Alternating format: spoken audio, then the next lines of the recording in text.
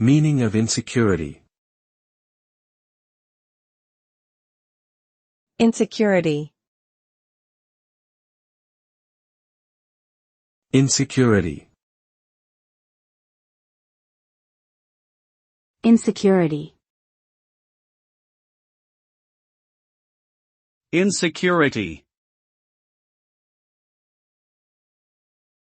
Insecurity refers to a feeling of uncertainty or anxiety about oneself or one's position in the world. It can manifest in a variety of ways, including social anxiety, self-doubt, and fear of rejection. Insecurity can lead to negative thought patterns and behaviors, such as constantly seeking validation from others, avoiding challenges, or lashing out in response to perceived threats.